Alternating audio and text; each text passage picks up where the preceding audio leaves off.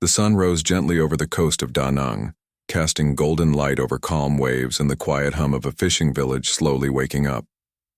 For most, it was just another morning. The sea, the sky, the smell of fish and salt, the sound of children chasing each other barefoot across sandy alleys. But for those who looked a little further out to sea, a strange sight loomed. Shadows on the water. Steel monsters gliding toward land. March 8, 1965. At exactly 9:03 a.m., the first boots hit Vietnamese soil. Not from the north, not from insurgents, but from across the ocean, 3,500 U.S. Marines, clad in olive green, sunglasses shielding, eyes that had never seen this land, carrying rifles that had never fired a shot here. Yet the mission was simple, or so it was written, to defend the Da Nang Air Base. But history would remember this day for something else entirely. The day America officially entered the Vietnam War. It wasn't a loud day. There were no bombs, no air raid sirens, no screams. Not yet. But the silence itself was loud, deafening. Mothers clutched their children a little tighter. Fathers whispered warnings. Elders watched from behind bamboo curtains, praying to ancestors for protection. Local fishermen paused mid-net. Chickens froze mid-scratch. A boy dropped his slingshot, and then the helicopters came. Whirling steel beasts roared across the sky, spitting dust and fear into every corner of the village. Soldiers poured out in organized lines, boots thudding against the sand like thunder from another world. No shots were fired, no resistance met them, but make no mistake, a war had begun. Not with bullets, but with silence. And silence, as history teaches us, is often the most dangerous beginning of all.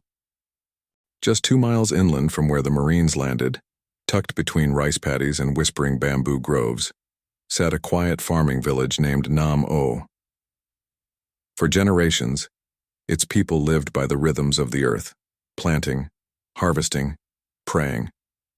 Most had never seen a foreign soldier up close. Few had left their province, and none had ever imagined the face of war would come from the sea. That morning, everything changed. The villagers first noticed something was wrong when the ground began to tremble, not with an earthquake, but with a sound like rolling thunder. Helicopters. Dozens of them. Then came the trucks, the bulldozers, and finally the men. Men whose uniforms bore unfamiliar flags, whose weapons glinted under the hot Vietnamese sun. They were ordered to make room. American troops were here to secure the area around the Da Nang Air Base. That meant expanding it. That meant pushing the people of Nam O out. The orders were simple. The impact was anything but. We meet Lan Lan was a widow in her early 30s with a soft voice and tired eyes. Her husband had died years earlier in a fishing accident, leaving her alone to raise their daughter, Mai, a bright 5-year-old with a laugh that could chase away rain. That morning, as the foreign soldiers moved closer, Lan gathered Mai and rushed home. She had heard from neighbors that houses were being flattened, entire homes just gone like they never existed. Lan's house was modest, bamboo walls, a tin roof, and a tiny altar for her ancestors. But to her, it was everything. She started packing what little she had, clothes, food, incense. But Mai had other worries. Her doll, a cloth-bodied thing with button eyes and a lopsided smile, a gift from her father before he died. Mai wouldn't leave without it, and just as she darted back into the house to find it, the bulldozer came. The destruction begins. Lan screamed, her feet pounding the dirt as she chased after her daughter, but the machine didn't stop. It roared louder, its metal jaw inches from the bamboo wall. Lan burst through the doorway, snatched Mai in her arms, and shielded her as the wall caved in behind them. When she emerged, coughing, trembling, her dress torn, her daughter limp in her arms, no one helped her, not the soldiers, not the interpreters. They stood in silence, unsure, uncomfortable. The operator turned off the bulldozer, but the damage had been done. Her house, gone, her altar, crushed, her ancestors, dishonored beneath American steel. A clash of understanding. To the soldiers, this was just part of the mission. They had been told the area needed to be cleared, that it was dangerous, that some of these people might be Viet Cong. But to the villagers, it was betrayal.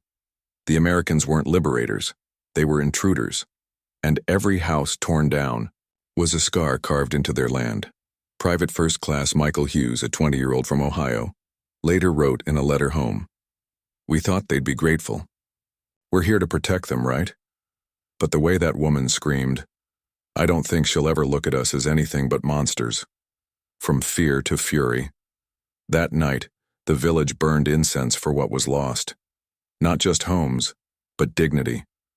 Elders gathered in silence. Some wept, some prayed, others talked of resistance, but most simply sat. How do you fight a machine you don't understand? How do you fight men with guns who speak no word of your tongue? How do you explain that this soil isn't just dirt? It's sacred. Mai's silence. In the days that followed, Mai stopped speaking. She wouldn't eat, she wouldn't play. Her doll, found half buried in the rubble, now sat limp in her hands, torn, dirty, its smile faded. Lan tried everything, songs, stories, even visits to the pagoda, but the girl who once lit up the village with laughter was now a shadow. It wasn't the bomb that broke her, it was the silence of people watching their world disappear, and no one stopping it. The Marines move on.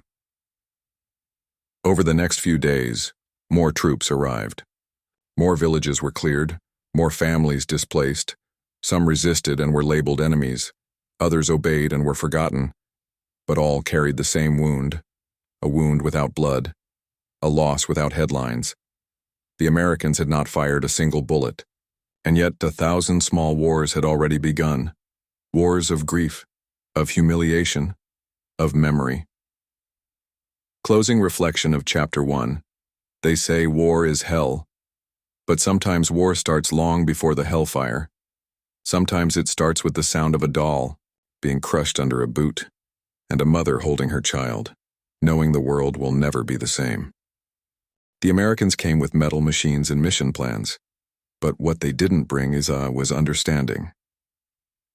As the military buildup around Da Nang grew, the area was transformed from farmland to fortress. Entire stretches of rice fields were dug up to install wire fencing. Ancient footpaths were paved over with concrete, and in the process the U.S. forces unknowingly stepped onto something far older and more powerful than any airstrip or bunker, the spiritual soul of the Vietnamese. People, the spirit of the land. To the villagers, every banyan tree had a spirit. Every stone shrine was a gate to the past. Every ancestral grave was sacred. So when bulldozers flattened a small hill outside Nam O to make way for an artillery station, the locals didn't just see soil turn to dust. They saw a graveyard, defiled. Children once played there, weaving through graves marked with incense sticks and ceramic bowls. Now the only sound was the grinding of gears and the metallic clang of shovels. One old man, Mr. Bin, stood before the bulldozer with trembling hands raised. His father and grandfather were buried on that hill. He shouted, pleaded. But the soldier in the bulldozer didn't understand. And even if he had, the mission didn't allow for pauses. Moments later, the earth opened up, and bones spilled into the open air. Mr. Bin collapsed. Cultural collisions inside the base. The American soldiers were told to treat locals with respect. But no one explained what that meant here.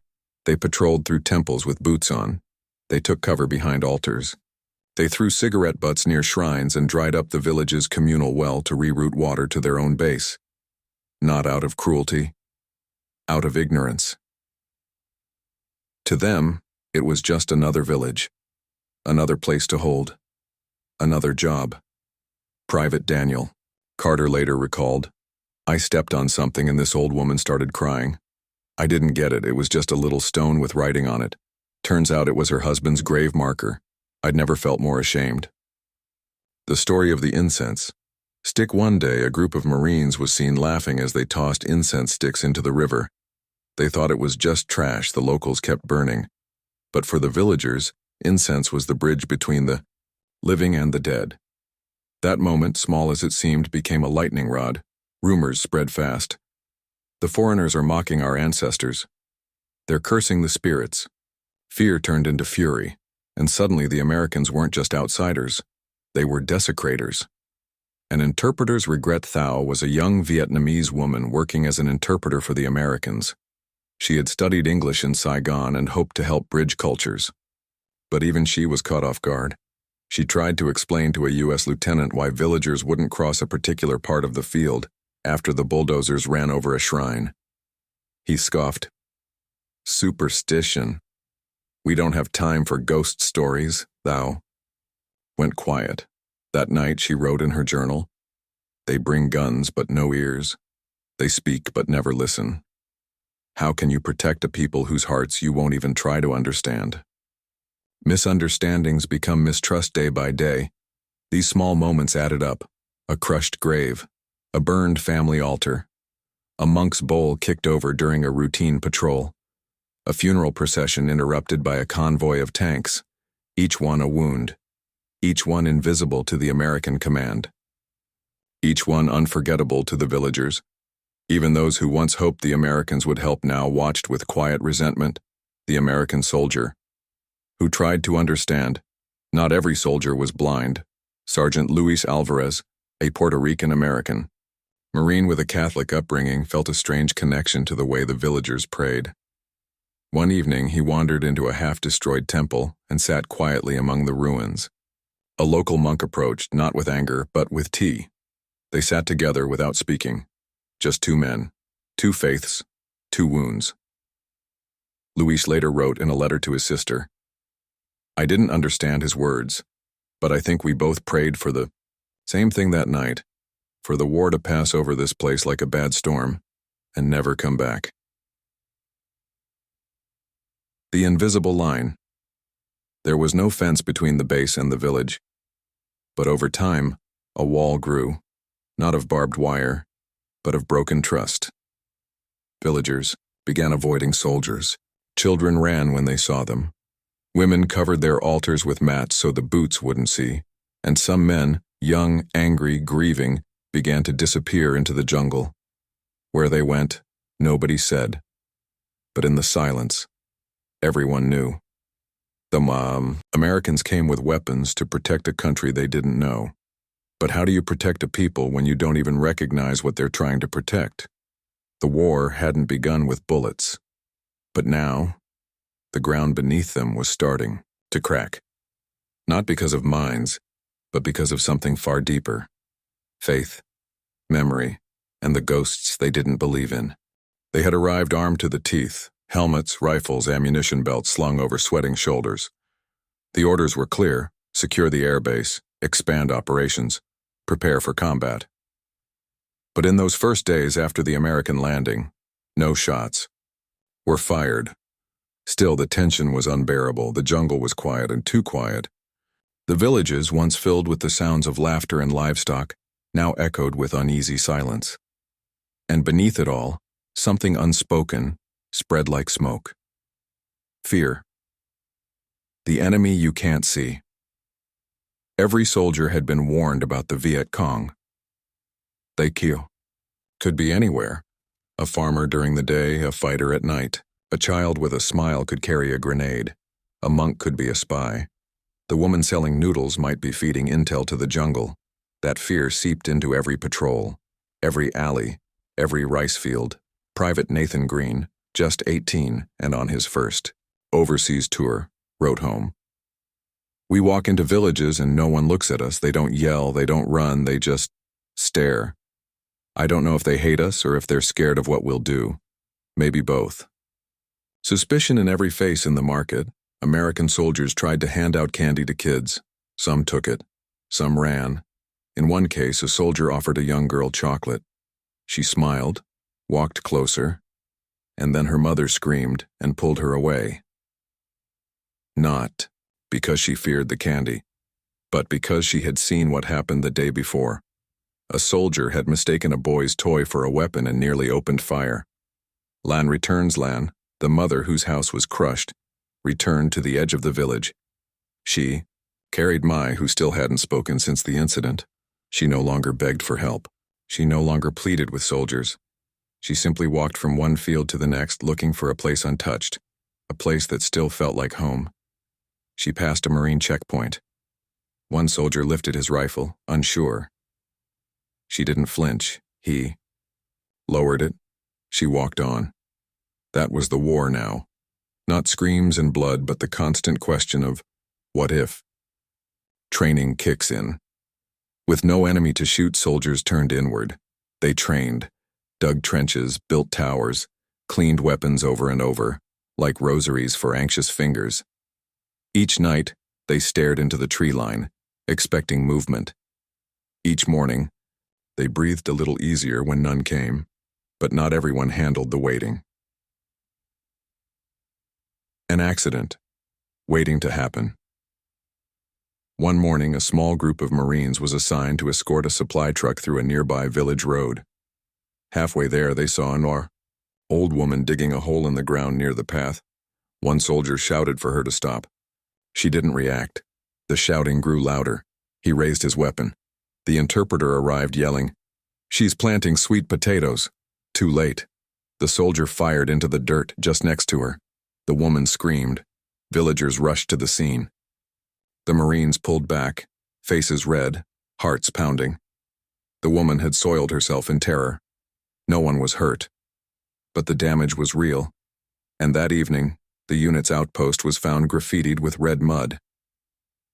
Go home. The jungle breathes at night. The jungle didn't sleep. Eyes watched from beyond the trees. Leaves rustled with silent messages. There were no shots. Yet. But footprints were found. Booby traps were uncovered. A supply line sabotaged, it was clear. Someone was watching, waiting, listening. And the Americans realized something chilling. They weren't alone. And the enemy didn't need to shoot, because every step forward felt like sinking deeper into quicksand. The first death. Without a gun, it wasn't a bullet that claimed the first life. It was a bee sting, a young Marine, allergic, stung during latrine duty. He went into anaphylactic shock. The base had no epinephrine.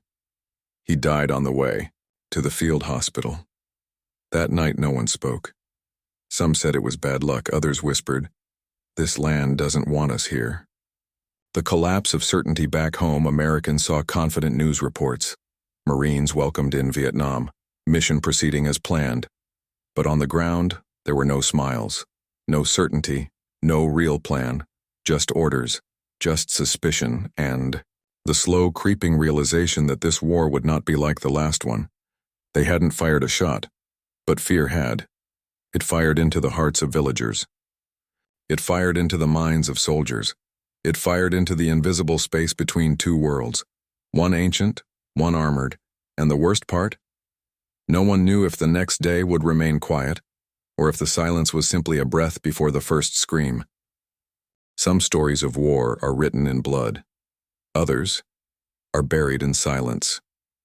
And sometimes, the truest stories, the ones that matter most, are the ones that were never meant to be found. This is the story of Private John Taylor, a 19-year-old Marine from a small town in Kansas who stepped onto Vietnamese soil on March 8, 1965, and never saw the world the same way again. A rival John had joined the Marines fresh out of high school. Raised on stories of glory and patriotism, he believed in what he was told, that America was coming to save a country in danger, that freedom had a price, that heroes wore helmets and carried rifles. He wrote letters to his mother before leaving. "Don't worry, Ma. I'm just guarding an airbase. I'll be back before the corn's ready to harvest." When he landed in Da Nang, his first thought was, "It's so green." His second thought was, "Why is everyone looking at us like we're ghosts?" The first entry John began writing in a pocket diary, not to be heroic, but to stay sane. Way 1. The kids don't smile. They just stare. I tried to give one of them gum. He looked at me like I handed him a snake. Day 3. A woman bowed to me near a shrine. I nodded back. My CO laughed and told me never to bow. He said, We're the ones in charge now. It felt wrong. Day 7. There's this little girl, maybe 5. She's always with her mom. The mom doesn't speak. Looks right through us.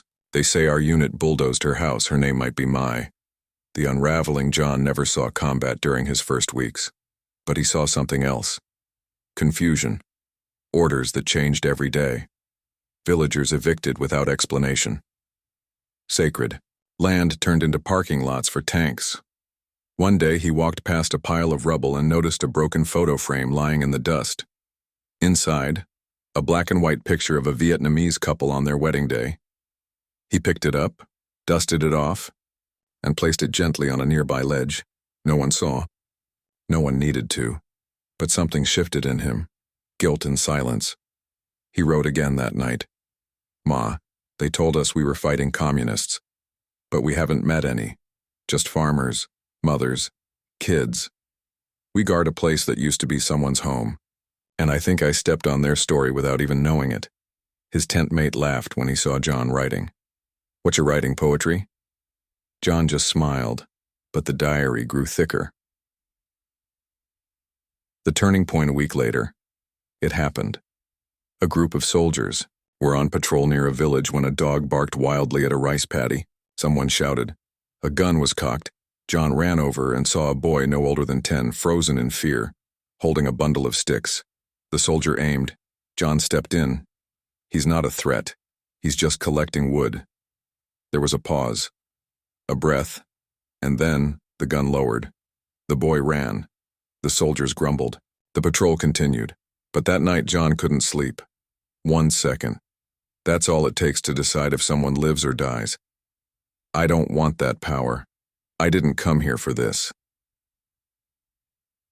The choice to bury as weeks passed, John knew his tour, would continue. But something inside him had changed. He had started documenting everything. Not just events, but feelings.